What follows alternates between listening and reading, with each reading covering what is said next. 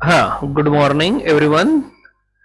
Now, today's point is how to write ROM image or how to create ROM image creations in embedded system. अभी आपको यहाँ पर ये point जो बता रहा हूँ, ये पॉइंट की आपको जरूरत क्यों है, राइट? एक्चुअली ये पॉइंट यहाँ पर हमें इसलिए लग रहा है कि हम ARM7 का जो माइक्रो कंट्रोलर है, वह माइक्रो कंट्रोलर में हम प्रोग्राम डाउनलोड करने वाले हैं through CPU, through computer. Okay, so जब आप कंप्यूटर के द्वारा प्रोग्राम राइट करोगे ARM7 के किट के ऊपर, तो आपको किस तरह का कनेक्शंस वहां पर रिक्वायर्ड रहेगा, आपको क्या प्रोसीजर वहां फॉलो करना पड़ेगा। तो ये प्रोसीजर जो है वह प्रोसीजर मैं आपको यहां बताने जा रहा हूं। ओके, तो रॉम इमेज क्रिएशंस इन एम्बेडेड सिस्टम ये पॉइंट रहेगा। ओके, यहां पर हम लर्न करने वाले हैं प्रोसेस ऑफ कन्वर्टिंग सी और C++ program into ROM image and ready to use. Okay, तो इस पॉइंट के अंदर आपको यहां पर लर्न करना है ट्राइट्रॉन नाम का सॉफ्टवेयर। ओके, ट्राइट्रॉन नाम का इंटीग्रेटेड डेवलपमेंट एनवायरनमेंट है। तो ये इंटीग्रेटेड डेवलपमेंट एनवायरनमेंट में आप कैसे जाओगे, उसमें कैसा एनवायरनमेंट रहेगा, वहां आपको कौन सा पर्टिकुलर मेन्यू वहां सेलेक्ट करना पड़ेगा, क्या वहां पर सेटिंग रहेगी, ये सारी बातें मैं यहां पर एक एक करके आपको शो कर रहा हूं, right? So to make the application run independently with the specific board, one can follow the following steps given below so that the application develop on the host system after cross compiling the same for specific image and specific board. Okay, तो आपको यह particular जो system यहाँ पर जो बताने जा रहा हूँ स्टेप्स में, तो ये प्रोसीजर जो है, ये प्रोसीजर आपको वहाँ फॉलो करना पड़ेगा। तो ये स्टेप वाइज प्रोसेस जो है मैं आपको एक एक करके बता रहा हूँ।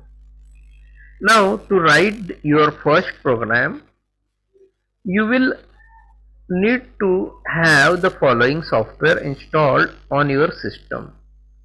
ओके, तो आपको यहाँ पर ये पर्टिकुलर सॉफ्टवेयर वहाँ पर रिक्वायर्ड रहेंगे। ओके, तो ये सॉफ्टवेयर कौन कौन से रहेंगे?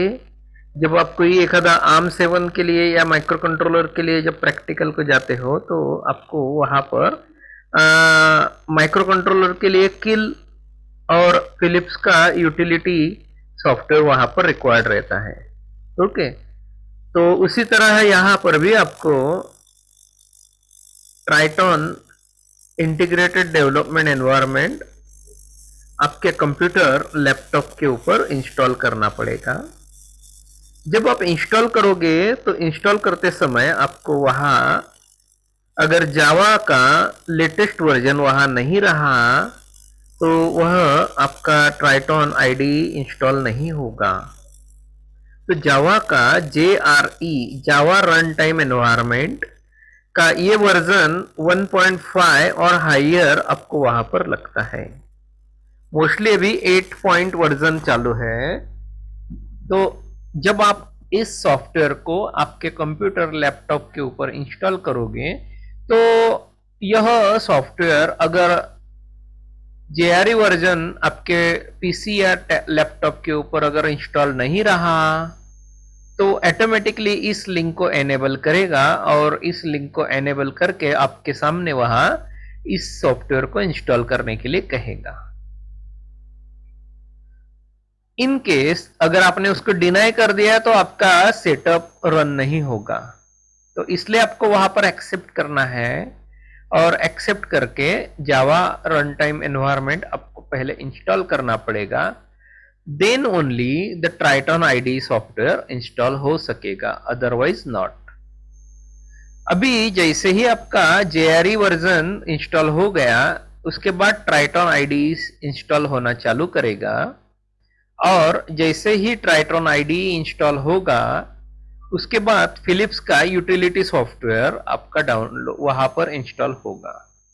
तो ये तीनों जो सॉफ्टवेयर है ये कंप्यूटर या लैपटॉप में आपको मस्ट रहेंगे।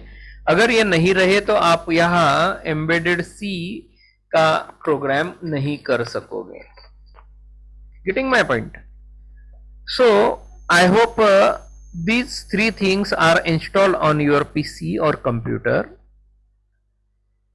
Okay, now जैसे ही आपका ये सॉफ्टवेयर इंस्टॉल हो गया होगा, अभी आपको इस पर्टिकुलर सॉफ्टवेयर में प्रोग्रामिंग के लिए जाना है। तो वहां डेस्कटॉप के ऊपर आपको ट्राइट्रॉन आईडी नाम का लोगो वहां सामने दिखाई देगा। आइदर उसे डबल क्लिक करिए या स्टार्ट में जाकर ट्राइट्रॉन सॉफ्टवेयर वहां सर्च कीजिए और जैसे ही ट्राइट्रॉन मिलेगा उसको क्लिक करिए। Software will go in open situation. अभी जैसे ही वह सॉफ्टवेयर ओपन होगा, okay, so first step is start the Tritron ID. जैसे ही सॉफ्टवेयर ओपन होगा आपको सामने वहां पर इस तरह की स्क्रीन आएगी। Okay, this screen is called as an workspace launcher. Okay, the purpose of this workspace launcher is to create a workspace. Means यह एक तरह का एक वर्कस्पेस क्रिएट होगा। ये वर्कस्पेस में आपके अलग अलग प्रोजेक्ट स्टोर करने की फैसिलिटी फोल्डर वाइज आपको अवेलेबल होती है।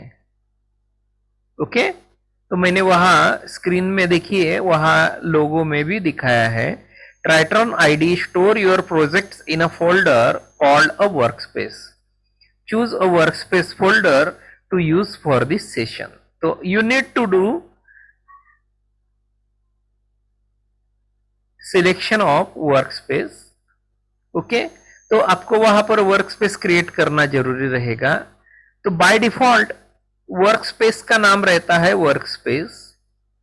In case if you want other name you can replace workspace, जो वहां पर आपको वर्कस्पेस के सामने दिया है e:/oasis/ide/workspace।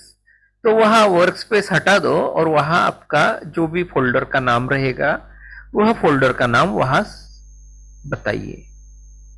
Now here a link is e:/oasis। Now Oasis is a name of a company.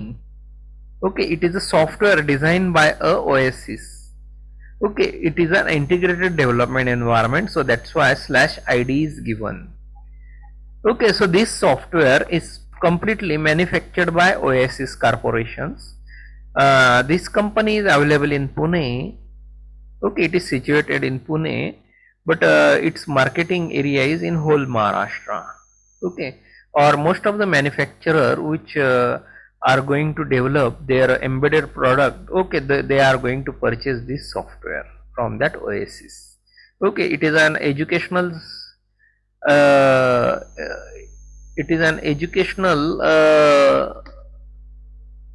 क्या बोलते हैं उसको, institute. Okay, it is an educational institute also, so that's why in Oasis they are giving a course of embedded systems also. Okay, now I am not going to give you detail everything. Okay, but only here just for your understanding point of view, just I told you. So now to continue with this point, now जैसे ही आप यहाँ पर workspace बना लेते हो तो आप उसे जस्ट ओके बोल दीजिए। ओके, जैसे आप ओके का बटन प्रेस करोगे you will see the next one screen will be coming in front of you. Okay, so Tritron ID C or C++ environment opens as shown in below figure, in which you can create a new project, open existing one, etc. Okay, see, you will see the screen, whatever the screen is shown on the slide will be shown in the software. Okay, तो आपको इस तरह का screen आएगा। जैसे आप okay press करोगे तो ओके प्रेस करने के बाद देखिए आपको वहां ऊपर सबसे टॉप में देखिए ब्लू कलर का जो टाइटल बार है, वहां जो ग्रीन और येलो कर का और ब्लैक कर का डॉट है, ये ग्रीन येलो और ब्लैक का डॉट है, वो ट्राइटॉन का सिंबल है। के बाजू लिखा है सी और C plus plus Tritron IDE. Okay, तो ये टाइटल बार रहेगा जहां मैं माउस का कर्सर मूव आउट कर रहा हूं। उसके नीचे रहेगा देखिए फाइल है, एडिट है, व्यू है, प्रोजेक्ट है, build, tools, debug, configurations, window, help. ये जो आपको यहाँ पर जो दिख रहा है इसे हम कहते हैं मेन्यू बार। क्या? Menu bar. यहां आप फाइल मेन्यू, एडिट, व्यू, ये मेन्यू यहां पर जब क्लिक करोगे तो ये ओपन होंगे बिलो, आपको बिलो साइड आपको ओपन होते हुए दिखाई देंगे और आप उसमें से ऑपरेशन सेलेक्ट कर सकोगे। आपको जो टैब लगेगा वो पर्टिकुलर वहां से सिलेक्ट कर सकोगे। I hope you are familiar with the word, PowerPoint, Excel, so that's why such types of menu bars are available there. Okay, so you will get an idea from that. Okay, उसी के नीचे आपको यहाँ पर दिखाई देंगे ये symbols. Okay, तो यहाँ पर ये सिंबल्स को कहा जाता है टूल बार। ओके, यहाँ पर ये सिंबल्स को कहा जाता है टूल बार। ओके, तो अगर आपको ये मेन्यू बार से अगर आपको ऑप्शन नहीं मिलता है या आप यहाँ पर नहीं जाना चाहते हो तो फास्टेस्ट ऑपरेशन के लिए आप यहाँ पर ये टूल बार के द्वारा भी जा सकते हो।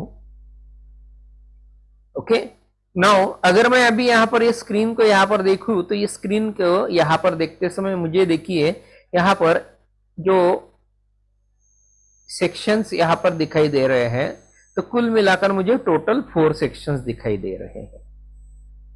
पहला यहाँ पर उसमें लिखा है सी और सी प्लस प्लस प्रोजेक्ट। यहाँ माउस का कर्सर है, देखिए मैं वर्टिकली उसे मूव आउट करा रहा हूं। सेकंड है यहाँ पर ये जो सेक्शन है यहाँ पर ये है एडिटर। थर्ड सेक्शन है यहाँ पर आउटलाइन, एक एक करके बताऊंगा मैं। और फोर्थ है यहाँ पर, यहाँ इसका नाम लिखा है बिल्ड आउटपुट, बिल्ड कंसोल और प्रॉपर्टीज।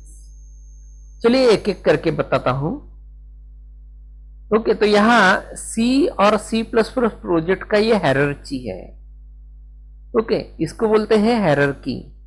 ओके, हायरार्की बोले तो क्या कि यहाँ पर जो आप फोल्डर बनाओगे वह फोल्डर में मल्टीपल प्रोजेक्ट रह सकते हैं, मल्टीपल प्रोजेक्ट्स में मल्टीपल फाइल रह सकती है। वह फाइल्स आपको यहाँ पर दिख सकेगी। जैसा आप एक्सप्लोर करते ना विंडोज में एक्सप्लोरिंग, तो जैसा एक्सप्लोरर विंडो दिखाई देगा वैसा ही यहाँ पर ये हायरार्की आपको दिखाई देती है। Getting my point? समझ में आ रहा है ना? तो इस तरह यहाँ पर ये विंडो यहाँ दिखाई देगी, यानी आप वहां कोई भी फाइल क्लिक करोगे तो that file will get open in the editor. So इसमें बाजू में आपको एडिटर दिखाई देगा जहां मैं माउस मूव आउट करा रहा हूं सर्कुलर फैशन में, तो वहां आपको यहाँ आपको एडिटर दिखाई देगा। इसे कहते हैं एडिटर, वेयर यू कैन और user can write their program और user can read their file. तो इस एडिटर में आपको यहाँ पर टेक्स्ट एडिटर रहेगा। जो भी आप फाइल ओपन करोगे तो वो फाइल यहाँ पर आपको ओपन होते हुए दिखाई देगी और उसमें क्या कंटेंट्स है ये आप वहां से रीड कर सकोगे, मॉडिफाई कर सकोगे, इरेज कर सकोगे। तो इस एडिटर में आपको एडिट करने की फैसिलिटी रहेगी। इसी के बाजू आपको आउटलाइन रहेगा, and outline is not available ऐसा लिखा है ना, तो यहाँ आउटलाइन रहेगा। आउटलाइन बोले तो व्हाट एवर द एडिटर में जो भी प्रोग्राम रहेगा वहां प्रोग्राम में शायद आपके मेन फंक्शन कोई स्टैंडर्ड कीवर्ड रहेंगे, तो फंक्शंस मोस्टली यूजर डिफाइन रहेंगे या स्टैंडर्ड फंक्शन रहेंगे या लाइब्रेरी फंक्शन रहेंगे आपके प्रोग्राम में। तो वो फंक्शंस का या स्टैंडर्ड कीवर्ड का आउटलाइन यहाँ अवेलेबल रहता है राइट साइड में, इसीलिए यहाँ पर आउटलाइन दिया है। तो आउटलाइन में आपको वहां फंक्शन के नेम, कीवर्ड के स्टैंडर्ड कीवर्ड के नेम वहां दिखाई देंगे। The purpose is to switch over the specified function. When you click any library function in that outline, immediately you will switch over that editor. तो आपको editor में जो search करना है इमीडिएटली फास्टेस्ट है, जहां इमीडिएटली मूव करना है वो कीवर्ड के ऊपर, तो आपको वह कीवर्ड के ऊपर जाने के लिए या पर्टिकुलर फंक्शंस के ऊपर जाने के लिए यहाँ पर आउटलाइन रहती है। तो आउटलाइन के द्वारा जैसे आप आउटलाइन में उसे फंक्शन को क्लिक करोगे, immediately the editor will open that particular libraries. Okay, तो इस तरह आपको यहाँ पर ये 3 विंडोज, यहाँ पर 3 सेक्शंस आपको इस विंडो में दिखाई दे रहे हैं। नीचे के साइड में आपको यहाँ पर ये हॉरिजॉन्टल विंडो दिखाई दे रही है, वहां पर लिखा है डिस्क्रिप्शन, रिसोर्स और पाथ। इसे यहाँ पर टोटल 3 सेक्शंस में और बांटा गया है। पहला सेक्शन है बिल्ड आउटपुट, सेकंड है बिल्ड कंसोल और थर्ड है प्रॉपर्टीज। बिल्ड आउटपुट बोले तो यहां आपको जो कंपाइलर है, कंपाइलर कंपाइल करेगा ना, प्रोग्राम कंपाइल करेगा तो कंपाइलेशन स्टेटस आपको यहां पर दिखाई देगा। उसमें कितने एरर है, कितने वार्निंग्स है और कितने इंफॉर्मेशन है।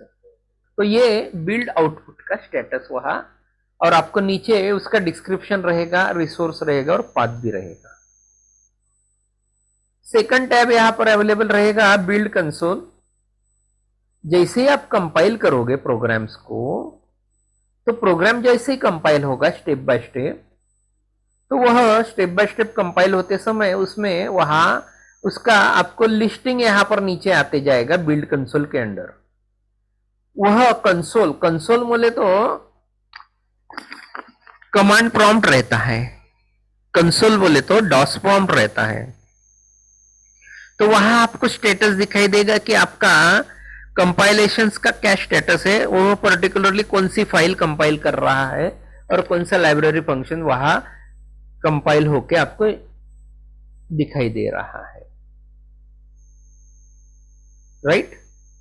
इसके ऊपर आपको आउटपुट भी दिखाई देगा। बिल्ड आउटपुट जो है, बिल्ड कंसोल है, सॉरी बिल्ड कंसोल के ऊपर आपको आउटपुट भी दिखाई देगा, राइट। और लास्टली आपको यहां प्रॉपर्टीज शो की है। जो प्रॉपर्टीज आप यहां इस प्रोग्रामिंग करते समय हार्डवेयर की जो प्रॉपर्टीज आप चूज करने वाले हो, तो प्रॉपर्टीज आपको यहां दिखाई देगी। मैं अभी आपको बताऊंगा कि आपको कौन कौन सी प्रॉपर्टी चूज करनी है। ओके, तो चलिए अभी यहां पर ये विंडोज आपको समझ में आ गया। ये जो स्क्रीन है ये ट्राइट्रॉन इंटीग्रेटेड डेवलपमेंट एनवायरनमेंट की स्क्रीन है। इस स्क्रीन को याद रखिए, यह स्क्रीन हमेशा आपको लगेगा। नाउ ये तो सॉफ्टवेयर का स्क्रीन है। नाउ आगे चल रहा हूं। आगे आपको यहां जैसे ही आप यहां पर प्रोजेक्ट देख रहे हो ना, इस प्रोजेक्ट में जाना है। तो मैं स्टेप बता रहा हूं। अभी यहां पर स्टेप्स इस तरह है। To create the new project, go to the project menu, new C project, you will get the following figure. Okay, तो आपको यहां जो प्रोजेक्ट दिख रहा है, इस प्रोजेक्ट में आपको दिखाई देगा यहां पर प्रोजेक्ट का मेन्यू। यहां इस तरह का प्रोजेक्ट का मेन्यू आएगा। ओके, उसमें आपको न्यू सी फाइल और न्यू सी प्रोजेक्ट चूज करना है। Okay, then you will get this figure. Okay, तो वहां आपको दो प्रोजेक्ट मेन्यू में जाते ही न्यू करोगे तो न्यू पूछेगा आपको सी करना है या C plus plus project create करना है। ये दो ऑप्शन वहां आएंगे। Getting my point, remember it. जैसे आप प्रोजेक्ट मेन्यू को क्लिक करोगे, प्रोजेक्ट मेन्यू को क्लिक करने के बाद वहां न्यू बोलोगे, न्यू बोलोगे तो इमीडिएटली सी और सी प्लस प्लस प्रोजेक्ट आएगा। आपको चूज करना है सी प्रोजेक्ट। ओके, तो ये प्रोसीजर मैं आपको यहां पर एक एक करके यहां स्क्रीन के द्वारा बता रहा हूं। यहां न्यू प्रोजेक्ट में आपको ये इतने सारे ऑप्शंस रहेंगे, इतने सारे ऑप्शंस आपको फिल करने हैं। ये ऑप्शंस क्या हैं ये देखते हैं। See in the project name field type keypad. Okay, अगर आप यहां पर प्रोजेक्ट नेम यहां पर डालना चाह रहे हो तो कोई भी नाम डाल सकते हो, ऐसा जरूरी नहीं कि भी कीपैड डालो। आप एलईडी डाले या माय न्यू प्रोजेक्ट डाले, जो नाम आपको प्रोजेक्ट का देना है वो आप यहां पर लिख सकते हो इस ब्लैंक स्पेस में, पहले पहले जो प्रोजेक्ट नेम जहां लिखा है उसके सामने, right. Second, select the target as per the board you have. Okay, आपको यहां पर टारगेट सेलेक्ट करना है, टारगेट यहां पर सेलेक्ट करना रहेगा। ओके, वो टारगेट यहां पर पूछेगा आपके पास कौन से टाइप का बोर्ड है। आपके पास ARM7 बोर्ड है, ARM9 बोर्ड है, ARM11 बोर्ड है या 8051 का बोर्ड है। You choose anyone. जो बोर्ड रहेगा उसके अकॉर्डिंग आपको वहां पर ऑप्शन सेलेक्ट करना है। Now I have ARM7 board, so that's why मैंने वहां पर ARM7 चूज किया। Getting everyone? विदाउट, वहां ऑप्शन आपको टारगेट बोर्ड के लिए देना है, टारगेट बोर्ड रहेगा ARM7। Second option is select the variant from the variant list. अभी वेरिएंट लेना है।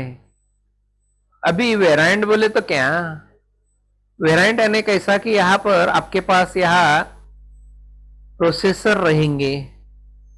ARM7 में बहुत सारे अलग अलग वेरिएंट है, प्रोसेसर है। ARM7 में LPC 2141 है, 2142 है, 2124 है, 2148 है। आपको कौन सा चूज करना है, आपके बोर्ड पे कौन सा प्रोसेसर है। हमारे बोर्ड पर वहां LPC 2148 है, सो मैं यहां पर LPC 2148 चूज करूंगा। यहाँ वेरिएंट यहाँ रहेगा LPC 2148। मैंने यहाँ बाय डिफॉल्ट यहाँ पर जो चीज थी वो यहाँ बताई है LPC 2124। Okay, now the next point is operating system. Select operating system as per your requirement. Okay, तो ऑपरेटिंग सिस्टम आपको वहां चूज करना है। तो आपके पास कौन सी टाइप की ऑपरेटिंग सिस्टम है। आपके पास विंडो रह सकता है, यूनिक्स रह सकता है, लिनक्स रहता है, क्या वह सिलेक्ट करना है? नहीं, आपको वो नहीं सिलेक्ट करना है। आपके पास कौन से टाइप की ऑपरेटिंग सिस्टम रहेगी, तो आपके पास एम्बेडेड ऑपरेटिंग सिस्टम रहेगी। मैं आगे बताऊंगा कौन कौन से टाइप की ऑपरेटिंग सिस्टम एम्बेडेड में आती है, अभी नहीं। हाँ, तो यहां फिलहाल आपको यहां कुछ नहीं सेलेक्ट करना है, तो मैं यहां नन बोलूंगा। नन यानी no operating system, because my few experience are based over the general purpose processor and few are based over the operating systems, right. तो मैं यहां नॉन ऑपरेटिंग सिस्टम्स के लिए आपको कह रहा हूं कि भाई यहां मैं कोई ऑपरेटिंग सिस्टम नहीं सेलेक्ट करने वाला, right. Next point is select the port from the port field. Means यहां पोर्ट नाम लिखा है, पोर्ट के सामने है COM1, यहां COM1, COM2, COM3 up to COMN आ सकता है। आपको यह जो किट है आपकी ARM7 की, जो किट है आपके पास, वह CPU को कनेक्ट करना है ना। तो CPU को कहां कनेक्ट करोगे, USB पोर्ट को कनेक्ट करोगे या कोई COM पोर्ट को कनेक्ट करोगे या PS2 पोर्ट के लिए कनेक्ट करोगे, वो आपको डिसाइड करना है। आपको पता रहना चाहिए कि आपने वो किट कहां कनेक्ट की है। आप अगर USB केबल के द्वारा कनेक्ट करोगे तो आपको ढूंढना पड़ेगा कि आपने वह किट कहां कनेक्ट की है। कैसे चेक करना उसकी प्रोसीजर बताऊंगा आगे ही। अभी फिलहाल मैं यहां PS2 पोर्ट यहां पर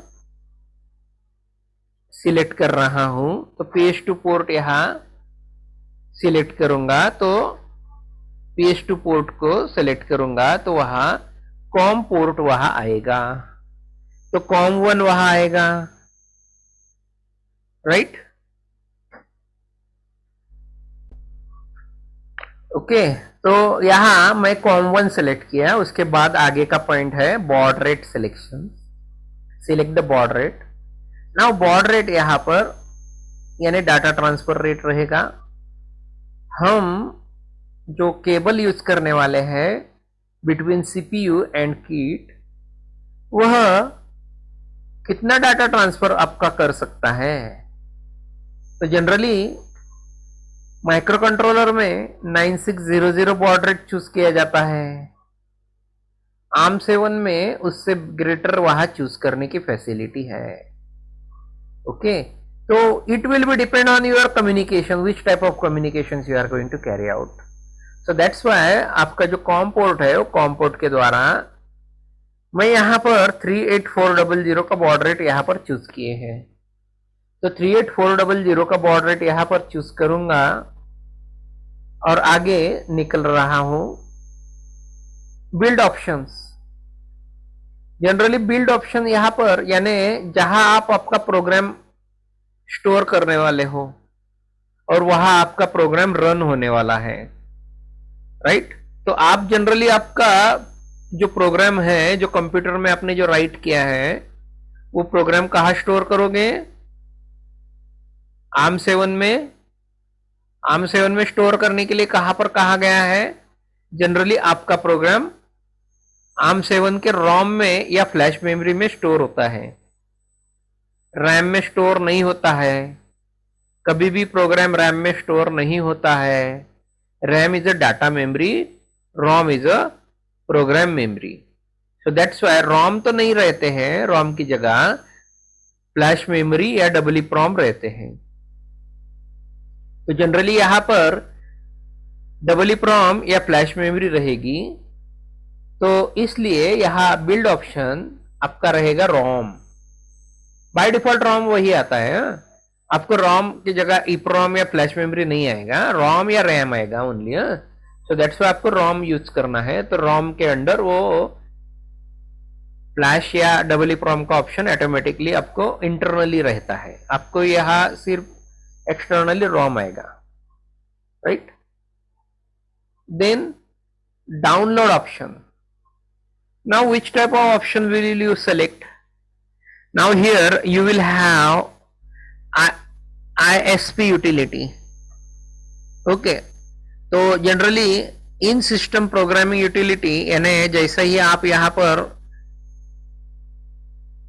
kit of microcontroller CPU से कनेक्ट करोगे, डेस्कटॉप कंप्यूटर और लैपटॉप से कनेक्ट करोगे, तो वहां ISP यूटिलिटी के द्वारा आपका प्रोग्राम राइट होगा, राइट। अगर आप इथरनेट के द्वारा कनेक्टेड होंगे, ऐसा जनरली कंपनीज में इथरनेट कम्युनिकेशन यूज किया जाता है, लेकिन मैं आपको लैबोरेटरीज में ISP यूटिलिटी के द्वारा बताऊंगा। अगर किट आपके सामने है तो ISP यूटिलिटी, किट आपके सामने नहीं है तो इथरनेट यूटिलिटी है। मोस्टली ये कॉन्सेप्ट कंपनी में यूटिलाइज होता है। सो दैट्स व्हाई किट अगर मेरे पास बाजू में ही पड़ा है तो मैं ISP यूटिलिटी यूज करूंगा। अगर मेरे पास किट नहीं है, कोई लार्ज डिस्टेंस पे किट पड़ा है, तो मैं उसको वहां किसी को बोलूंगा कि वो किट कनेक्ट करे, या कोई मेरा जो पर्टिकुलर जो प्रोटोटाइप है उसको कनेक्ट करे और वहां ISP यूटिलिटी की जगह इथरनेट यूटिलिटी ये यूज करें, राइट। तो वहां अलग अलग यूटिलिटी है, तो डाउनलोड ऑप्शंस आप वहां पर ले सकोगे। Last point is select the debug type. Debug type आपको यहां पर मॉनिटर टाइप डिबग रहेगा, क्योंकि आप दूसरा कोई यहां पर डिबग टाइप लोगे नहीं, ओके, क्योंकि अपने पास यहां पर डिबगिंग फैसिलिटी नहीं है। So that's why we will select a monitor type debug. Then आखिरी में दो टाइप पॉइंट बताए हैं, टारगेट IP एड्रेस और टारगेट पोर्ट नंबर। ये डिपेंडेंट रहते हैं डाउनलोड ऑप्शंस के ऊपर। आपने अगर वहां पर डाउनलोड इथरनेट ऑप्शन लिया तो इमीडिएटली आपको टारगेट IP एड्रेस देना पड़ेगा ना, या टारगेट पोर्ट नंबर देना पड़ेगा, इस वजह से वह ऑप्शंस यहां नहीं बताए हैं, वह ब्लैंक छोड़े हैं मैंने, राइट। उसके नीचे टिक किया है यूज डिफॉल्ट लोकेशन, जो मैंने आपको अर्लियर स्लाइड में बताया, जो लोकेशन है वो e:/oasis/id/workspace वहां पर बताया है। बाद में टिक किया है option create project using template. Okay, तो ये ऑप्शन वहां बाय डिफॉल्ट रहेगा, नहीं तो अगर डिफॉल्ट नहीं रहा आपको चेक करना पड़ेगा, so you need to check it. इतना ऑप्शन आपको यहां पर सिलेक्ट करना है। इट रिक्वायर ओनली 1 सेकंड और 2 second, that is very easy. Okay, that is very easy, this screen is very easy, not much difficult. Just say next, next करोगे, आप next करोगे तो आप नेक्स्ट स्क्रीन पर चले जाओगे। नेक्स्ट स्क्रीन आपको कुछ इस तरह रहेगी, वहां आपको प्रोजेक्ट टाइप बताया जाएगा। प्रोजेक्ट टाइप यहां पर रहेगा executable GNU, so that's why the project is created and open in the IDE. You should see the following component: the project windows which contain the tree view of the component window, component of the project including the source file and the properties file that your code depends on, the source editor window with a file called keypad_main.c open। Okay, आपको यहाँ पर इस particular next को click करने के बाद एक आपकी प्रोजेक्ट विंडो यहाँ पर ओपन होगी और वहां पर आपको इस तरह का एडिटर वहां ओपन होगा और एडिटर ओपन होकर आपको इस तरह का मेन फंक्शन वहां दिख सकेगा। तो यहाँ इस पर्टिकुलर स्क्रीन में जो आपको यहाँ बताया है, प्रोजेक्ट टाइप एग्जीक्यूटेबल रहेगा, कॉन्फ़िगरेशन दोनों यहां सिलेक्टेड रहेंगे, डीबग और रिलीज, और आखिरी में आपको प्रेस करना है finish.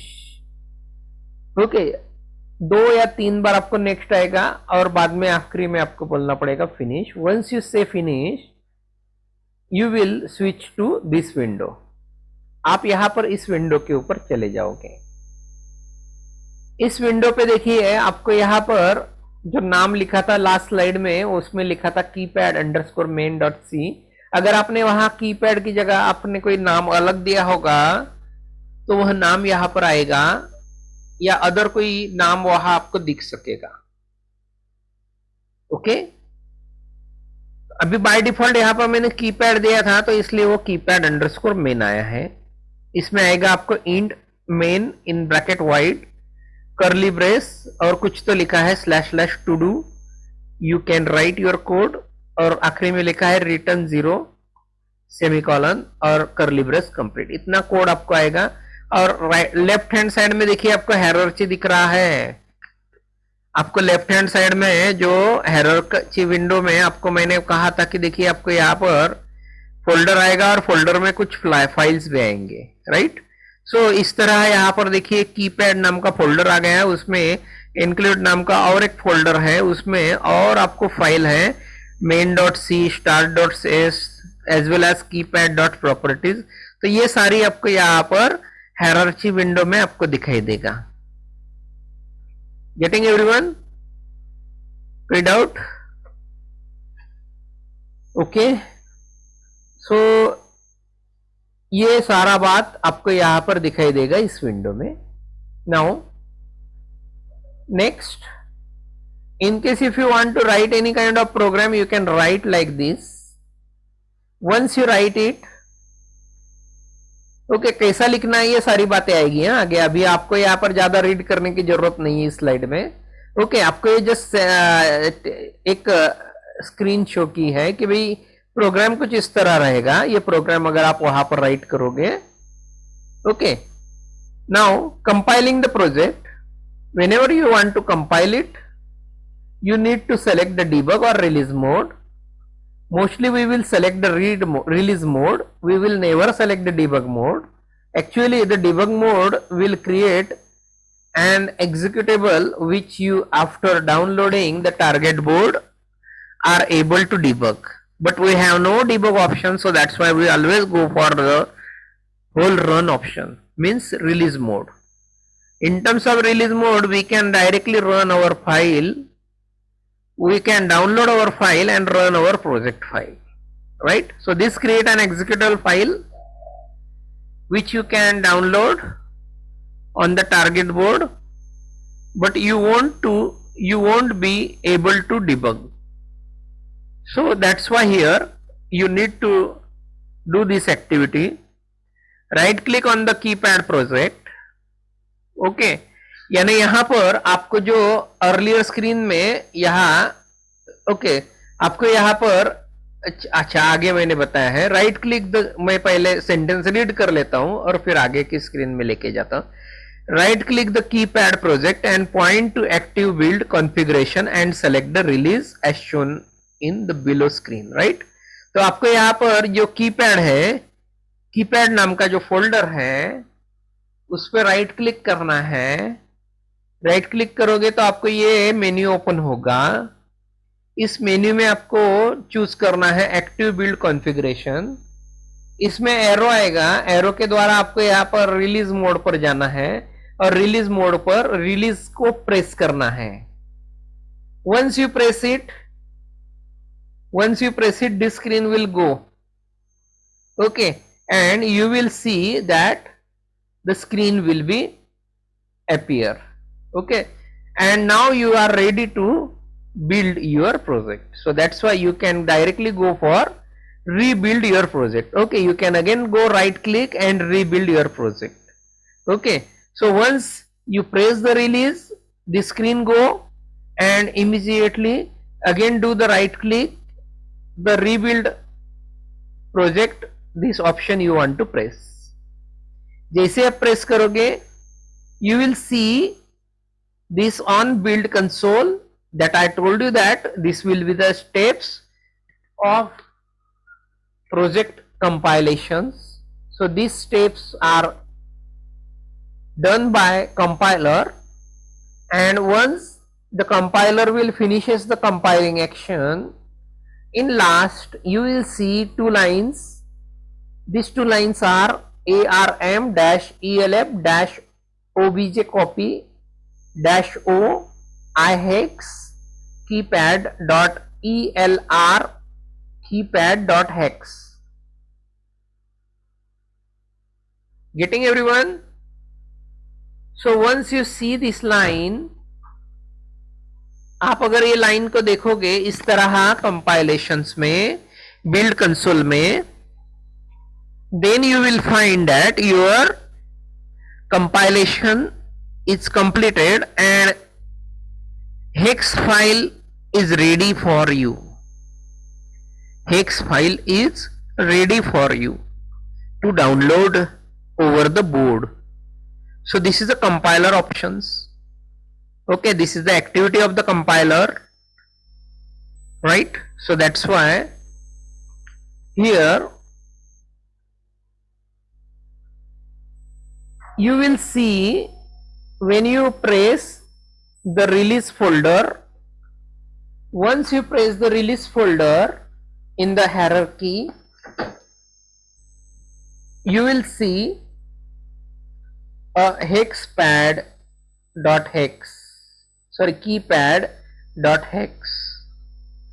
Okay, you want to find that hex file.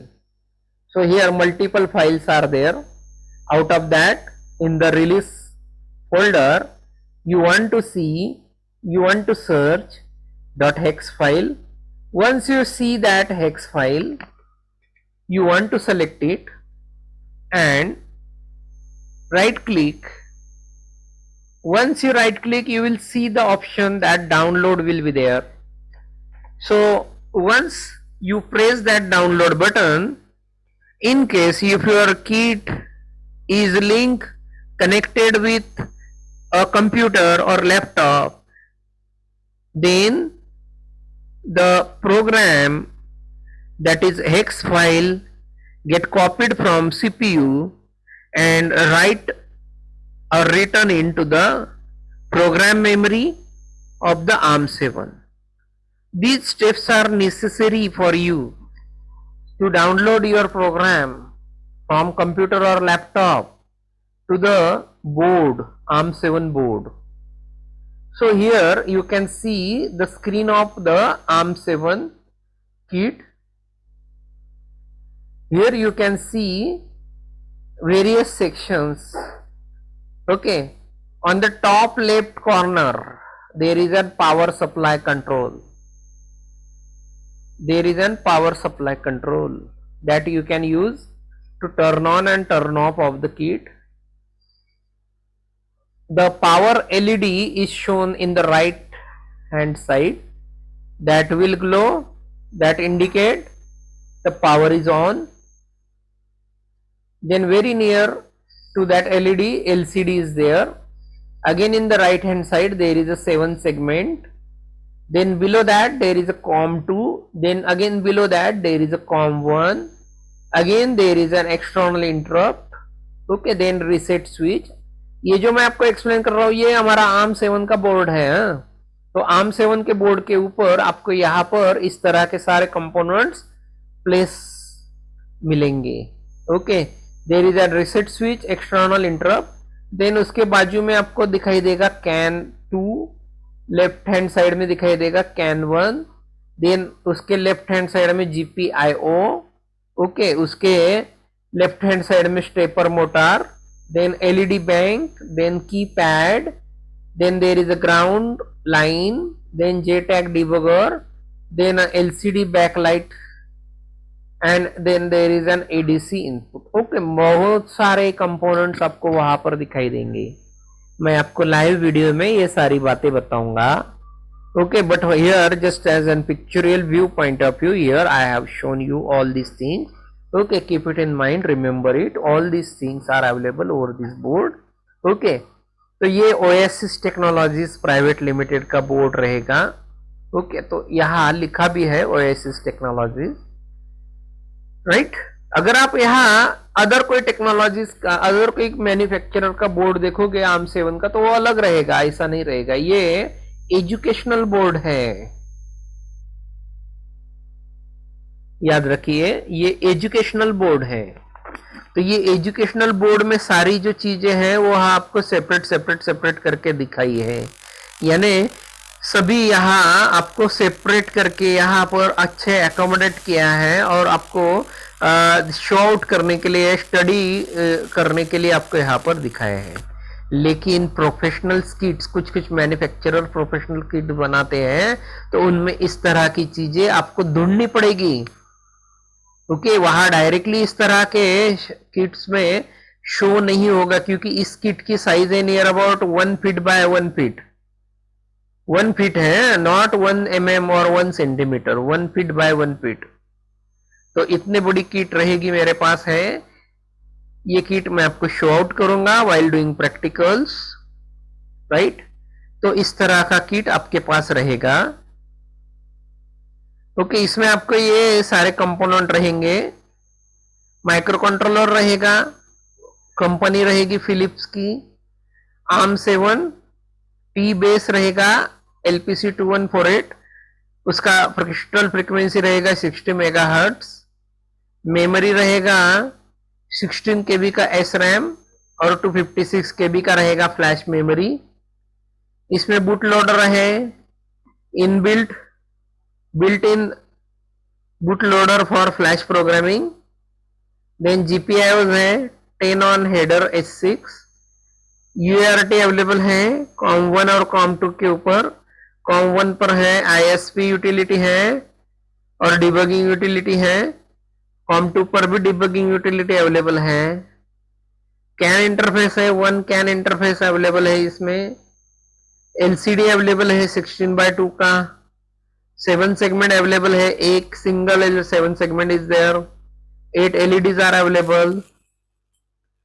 Then keypad available है नियर अबाउट, वहां पर आपको 4x4 का मेम्ब्रेन कीपैड अवेलेबल है।